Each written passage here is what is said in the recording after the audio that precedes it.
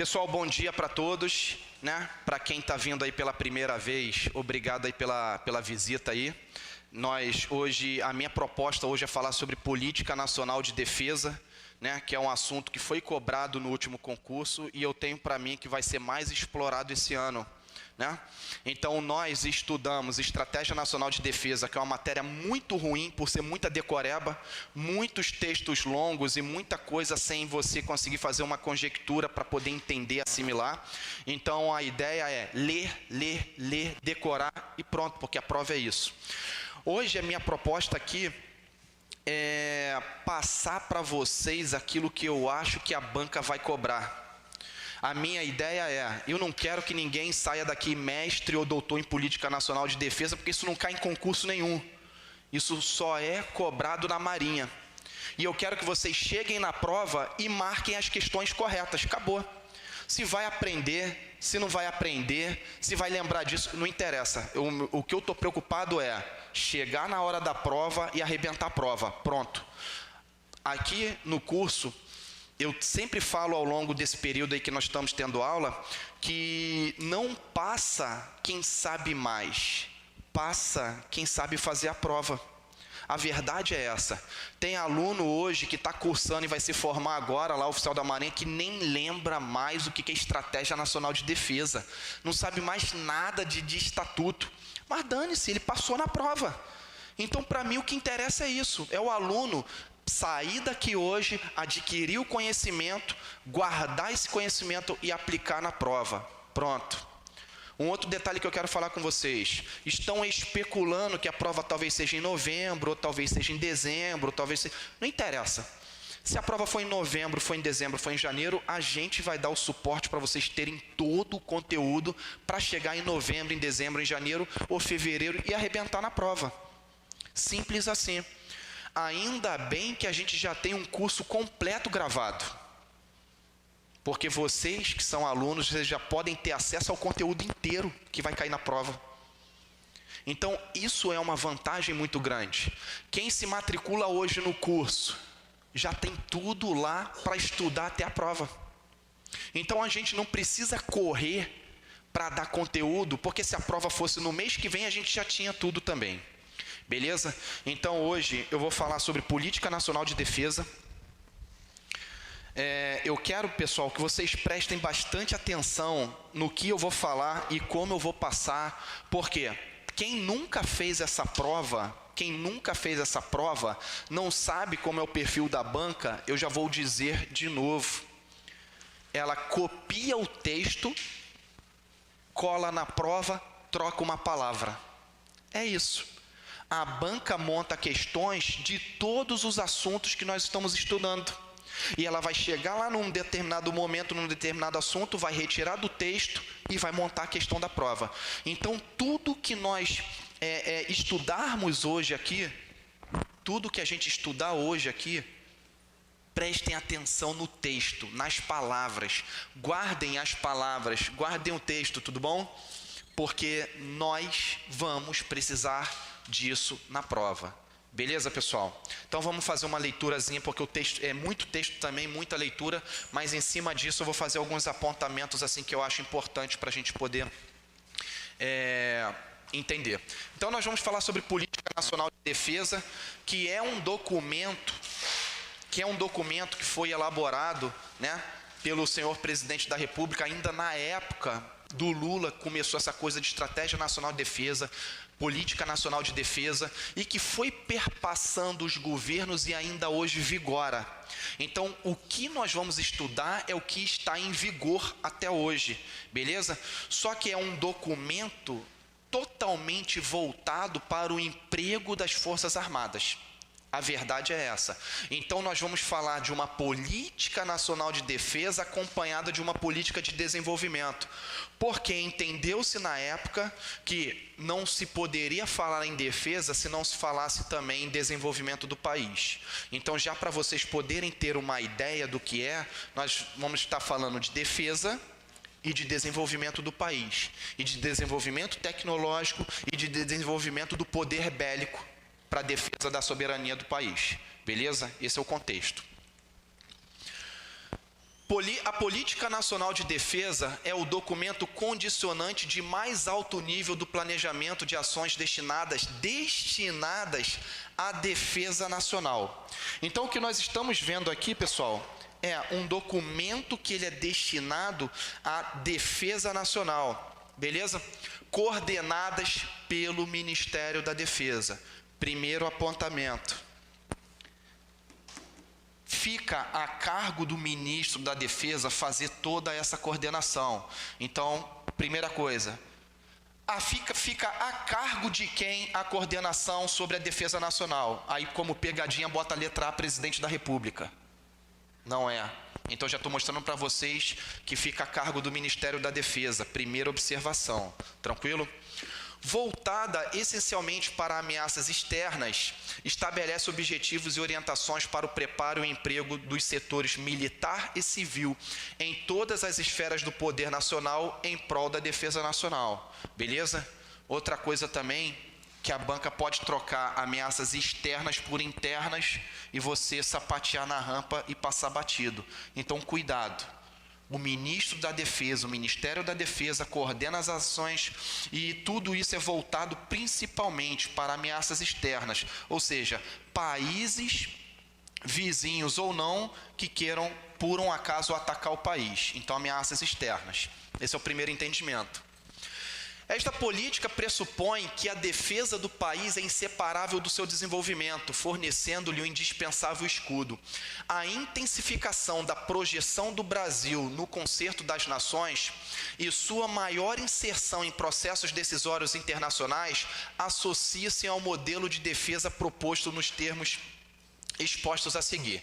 Então, deixa eu dar uma ideia para vocês para a gente poder entender, pessoal. A ONU, ela possui um órgão dentro da ONU chamado Conselho de Segurança.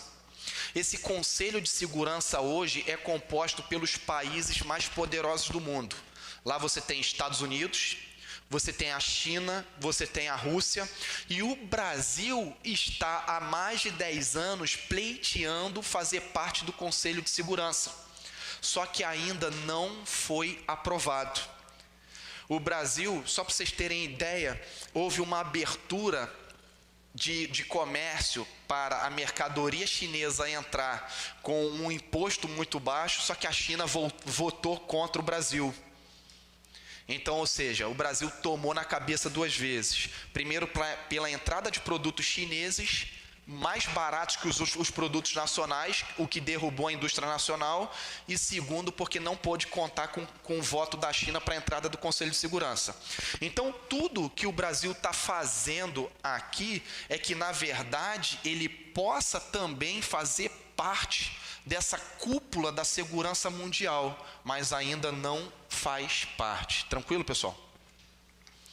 Bom, o Estado, a segurança e a defesa. Pessoal, eu acho que daqui vai cair uma questão. E aí eu vou contar uma história para vocês não esquecerem mais essa história. Certo, minha amiga Sheliane? Você sabe como é que surgiu o Estado, Sheliane?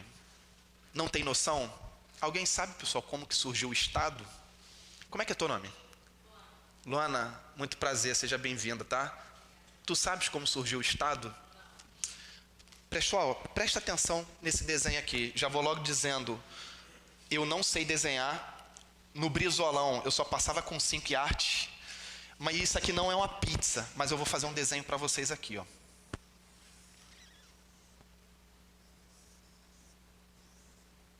Isso aqui é uma oca, tá, pessoal? Eu estou tentando desenhar uma tribo, tá? Com várias ocazinhas. Não é psicotécnico, tá? Não precisem, eu já estou logo avisando. Isso aqui é tudo oca, tá? Tudo oca. Então, quando a gente vê esse desenho que parece uma pizza de cogumelo, que não é, eu já estou falando para vocês que isso aqui é uma tribo. Eu já vou até desenhar aqui, vou dizer tribo. Isso aqui é uma tribo. Beleza? Pessoal, quando a gente olha para cá, o que te chama atenção nesse desenho aqui, Gina?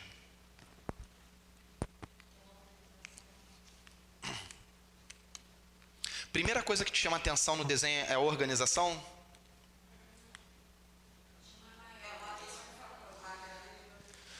Vocês percebem que na tribo tem uma suítezinha aqui, tem um camarada aqui, uma suíte e tal. Eu acho que olhando aqui, isso aqui deve ser assim, um triplex, não do Guarujá, né, mas um triplexzinho bacana, um negócio.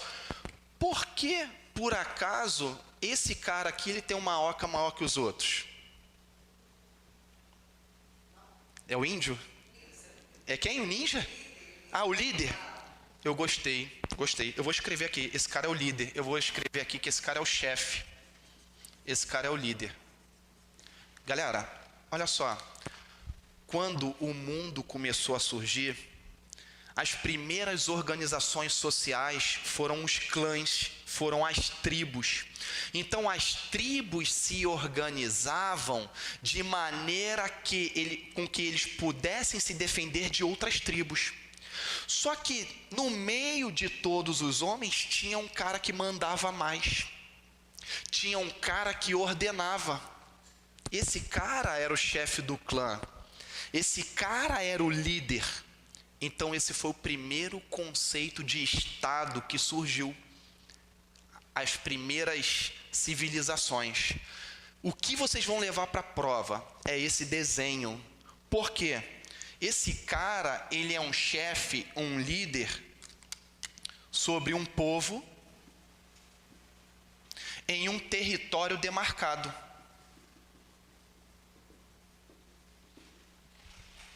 Então, quando esse chefe, esse líder que eu vou chamar de governante ou de governo, ele criava uma série de leis para que todas as pessoas dentro desse território pudessem obedecer. Então, quando as civilizações se organizavam e alguém, mesmo que primitivamente, mandava, tinha poder sobre os demais, nasceu o Estado. Então, o Estado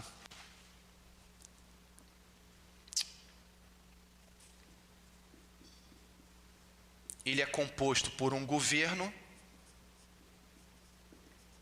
um território, um povo, e esse governo aqui é o cara que estabelece as leis. Vocês não vão esquecer disso.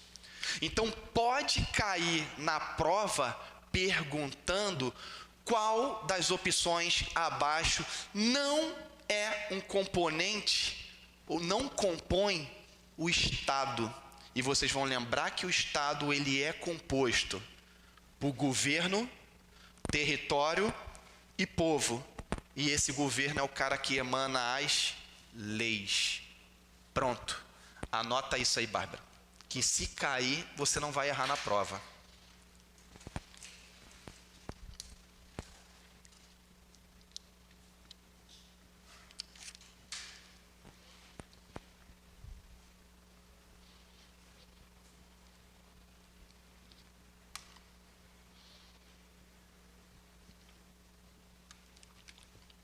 Agora todo mundo sabe como nasceu o Estado. O que é o Estado? É uma pessoa jurídica formada por governo, povo e território. E que é regida por leis. Acabou. Se cair na prova, não tem como errar. Certo, Thaís? E o filhão na maromba? Bota o moleque para malhar. É isso aí. Bota o moleque para malhar.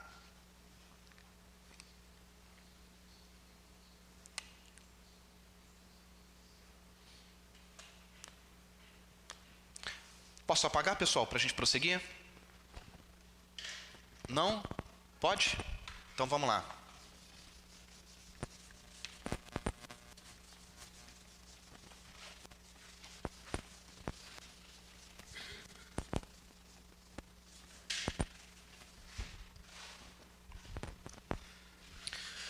Bom, o Estado, a segurança e a defesa. O Estado tem como pressupostos básicos território, povo, leis e governo. Então, daqui pode cair uma questão perguntando qual das opções abaixo não integra o Estado. Beleza? E aí a gente já sabe que esses 4 itens integram o Estado e eu mostrei para vocês por quê, beleza? E governo próprios e independência nas relações externas. Ele detém o monopólio legítimo dos meios de coerção para fazer valer a lei e a ordem, estabelecidas democraticamente, provendo também a segurança. A defesa externa é a destinação precípua das Forças Armadas. Galera, aonde está monopólio aqui dos meios de coerção? Você pode fazer uma setinha e escrever monopólio da violência. O Estado detém o monopólio da violência, né? Isso é um conceito doutrinário do direito. O monopólio da violência. Ou seja, o Estado, ele tem o poder de fazer, exigir,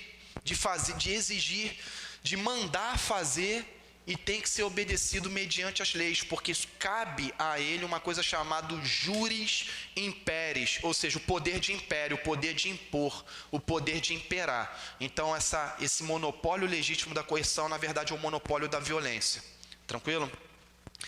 A segurança é tradicionalmente vista somente do ângulo da confrontação entre nações, ou seja, a proteção contra ameaças de outras comunidades políticas, ou mais simplesmente a defesa externa. À medida que as sociedades se desenvolveram e que se aprofundou a independência entre os estados, novas exigências foram agregadas. Gradualmente, ampliou-se o conceito de segurança, abrangendo os campos político, militar, econômico, psicossocial, científico, tecnológico, ambiental e outros. Isso aqui pode ser também uma questão, o camarada pega 4 daqui e coloca uma quinta que não esteja aqui. Então, galera, faz um asterisco aí, ó, gravar, decorar, beleza? Preservar a segurança requer medidas de largo espectro, envolvendo, além da defesa externa, a defesa civil, a segurança pública e as políticas econômica, social, educacional, científico, tecnológica, ambiental, de saúde e industrial. Enfim, várias ações, muitas das quais não implicam qualquer envolvimento das Forças Armadas. Pessoal, vou fazer um comentário aqui do que eu já comentei anteriormente na aula. Não é papel das Forças Armadas exercer atividade de polícia. Beleza? Vou falar de novo. Não é papel das Forças Armadas exercer atividade de polícia. Quem vai exercer atividade de polícia? A polícia. É por isso que elas estão elencadas lá no artigo 144. Vamos fazer aqui um lembrete rápido, um rememore de um assunto que cai direto em prova. Todos os anos caem questões relacionadas ao artigo 144 da Constituição Federal, só para a gente não poder esquecer. Então, as Forças Armadas, elas não têm que estar preocupadas com o contexto interno. A preocupação maior é com o contexto externo. Por quê? Porque nós temos aqui os nossos órgãos de segurança, e a gente não pode esquecer.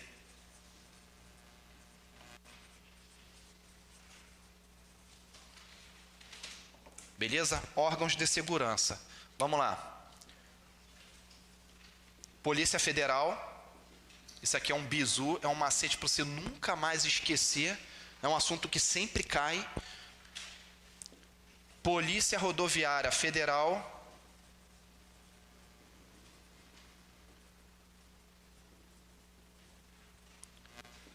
Polícia Ferroviária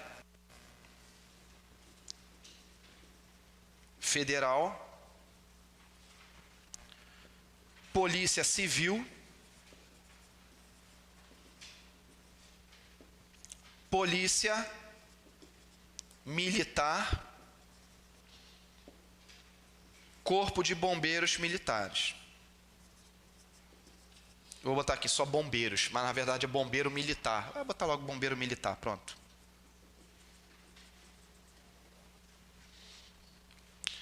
Pessoal, esse rol aqui do artigo 144 tem que estar na massa do sangue. Então, quando a gente está falando aqui de política nacional de defesa, a gente está raciocinando externamente, porque internamente, dentro do país, Cada um aqui tem um papel a desempenhar.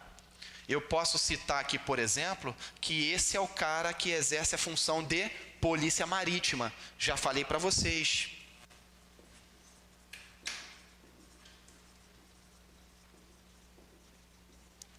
Beleza? Cai na prova perguntando, por exemplo, quais são os órgãos de polícia judiciária? Polícia Civil,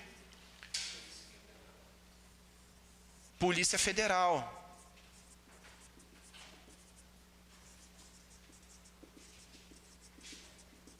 Então são coisas que não podem sair da nossa mente jamais. Por que eles exercem função de polícia judicial? Porque são eles que recebem a ordem judicial de fazer cumprir uma sentença. A Polícia Federal no âmbito federal, na União, e a Polícia Civil no âmbito dos estados.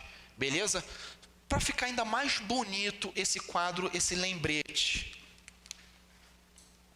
Polícia Militar e Corpo de Bombeiros são reservas do Exército.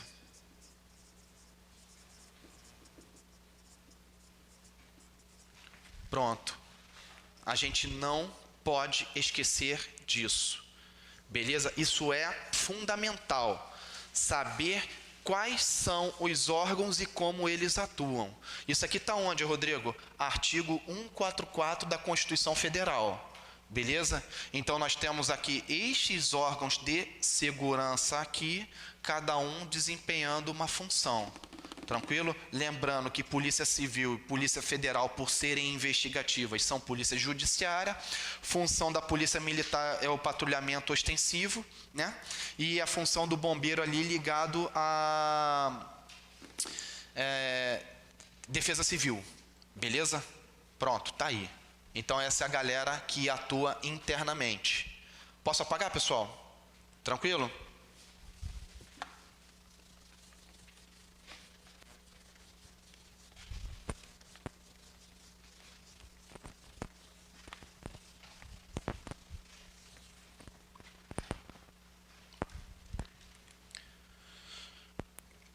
Bom, cabe considerar que a segurança pode ser enfocada a partir do indivíduo, da sociedade e do Estado, do que resultam definições com diferentes perspectivas. A segurança, em linhas gerais, é a condição em que o Estado, a sociedade ou os indivíduos se sentem livres de riscos, pressões ou ameaças, inclusive de necessidades extremas. É o que acontece aqui no Rio de Janeiro. A gente anda tranquilo, você pode meia-noite, 1h, andar tranquilamente por aí, ninguém faz nada. Rio de Janeiro, tranquilo, você pode bater um papo, ficar na calçada, celular assim no chão, tranquilo, né? Por quê? Porque a segurança é a condição em que o Estado, a sociedade e os indivíduos se sentem o quê? Livres de riscos, né? Por sua vez, a defesa é a ação efetiva para se obter ou manter o grau de segurança desejado. Para efeito da política nacional de defesa, são adotados os seguintes conceitos. Se eu coloquei em negrito, é porque é importante, Chiliane. Certo? Aqui, ó. Esses conceitos, então, a gente tem que jogar para a massa do sangue e gravar. Beleza?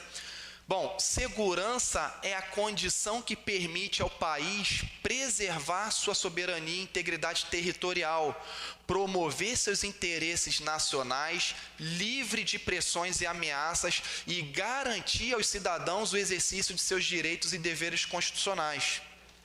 Então, se cair na prova esse conceito, vocês vão marcar segurança e fazer o V da vitória. Normal. Defesa nacional é o conjunto de medidas e ações do Estado com ênfase no campo militar para a defesa do território, da soberania e dos interesses nacionais contra ameaças preponderantemente externas, potenciais ou manifestas. Olha uma informação que eu vou passar para vocês. O tempo todo o documento está falando de ameaça externa. Não vão me dar mole na prova do cara trocar a ameaça externa por interna e você achar que, pô, Não, e ainda faz o V da vitória, vai fazer errado, vai pagar mico. E sai da prova como? Já passei, mano, já sou tenente, já vai até, ó, já vou gastar, já vai vir um soldo. Quando sai o gabarito, fica com aquela cara de cachorro cagado em cima do muro. O que aconteceu? Só a palavrinha. Então eu estou falando, ameaça externa, ameaça externa.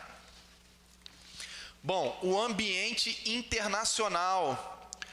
O mundo vive desafios mais complexos do que enfrentados durante o período de confrontação ideológica bipolar. Isso aqui é maneiro pra caramba, né? Mas deixa pra lá. O fim da Guerra Fria reduziu o grau de previsibilidade das relações internacionais vigentes desde a Segunda Guerra Mundial. Nesse ambiente, é pouco provável um conflito generalizado entre estados. Entretanto, renovam-se conflitos de caráter étnico e religioso. Exacerbam-se os nacionalismos e fragmentam-se os estados, situações que afetam a ordem mundial. Neste século, poderão ser intensificadas disputas por áreas marítimas, pelo domínio aeroespacial e por fontes de água doce, de alimentos e de energia cada vez mais escassas. Tais questões poderão levar a ingerências em assuntos internos ou a disputas por espaços não sujeitos à soberania dos Estados, configurando quadros de conflito.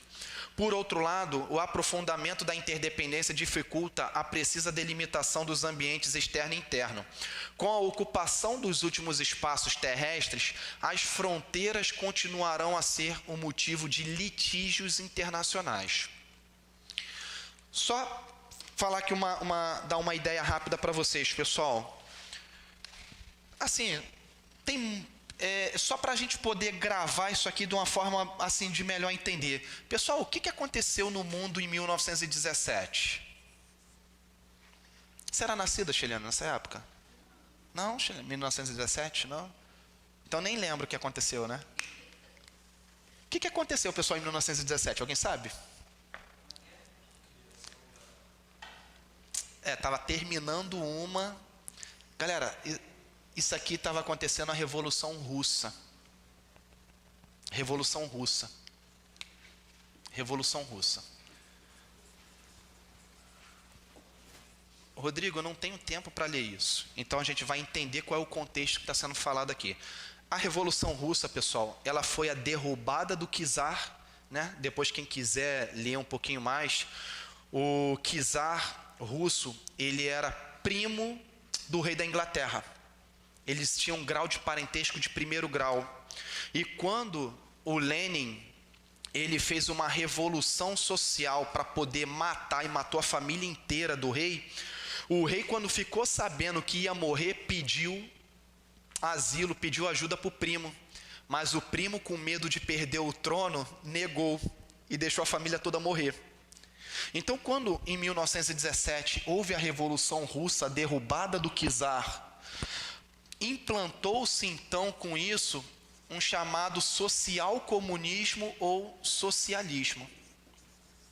Esse socialismo, ele foi disseminando conceitos e ideias para o mundo inteiro, né? O social-comunismo chegou no Brasil em 1922, com a criação do Partido Comunista Brasileiro em Niterói. Então o socialismo foi se espalhando pelo mundo, só que quando chegou em 1945, houve uma outra coisa também muito importante no mundo, que foi o quê? O fim da Segunda Guerra Mundial. O fim da Segunda Guerra Mundial. Galera, de um lado você tinha Estados Unidos como a maior potência capitalista. Do outro lado você tinha a União Soviética, União da República Socialista Soviética. Começou então uma coisa chamada o quê? Guerra Fria. Por quê? Porque os dois polos ideológicos começaram a disputar o território mundial. E Yuri Gagarin foi o primeiro cara a sair de órbita da Terra a bordo de um foguete russo. E dizem, né, as más línguas, que o homem chegou à Lua por meio de uma nave espacial também americana. Então esses polos ideológicos começaram a disputar conflitos, não diretamente, mas por meio de uma guerra fria, uma guerra ideológica. O Brasil, num determinado momento, estava, desde 1922, inclinado a vir para cá, mas com o fim da guerra, ele teve que se render aos Estados Unidos. Por quê? Porque os Estados Unidos começou a injetar dinheiro